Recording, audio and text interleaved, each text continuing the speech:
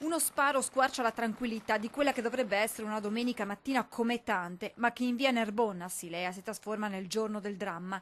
Sono le 9:30 quando Giovanni Padovan, 91 anni, esplode un colpo con il suo fucile da caccia in pieno volto di Paolo Tamai, 63 anni, suo vicino di casa, ma soprattutto suo genero. L'uomo cade a terra privo di vita. Padovan si barrica in casa fino all'arrivo dei carabinieri che lo convincono a costituirsi. L'anziano pochi minuti più tardi confessa di aver sparato al marito della figlia e viene portato via dai carabinieri.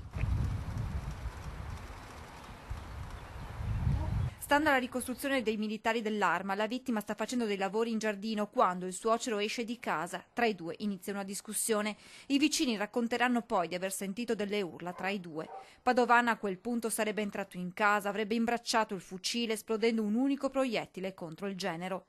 La moglie di Tamai, figlia del 91enne, è la prima ad accorgersi di quanto accaduto. Verrà ricoverata al Cafoncello per un malore. Sul posto arrivano i carabinieri e gli uomini della scientifica. Chi conosceva i due racconta di un rapporto teso tra suocero e genero che andava avanti da diversi anni, ma ancora sconosciuti i motivi delle continue liti.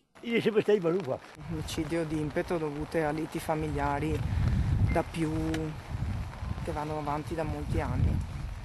Possiamo dire solo una comunità sconvolta dall'accadimento, è una situazione ventennale, quindi non è la litigata della domenica mattina per i rumori. Sotto shock Marino Giacomin, socio di Paolo Tamai, è arrivato sul posto, straziante l'abbraccio con Jessica, figlia della vittima.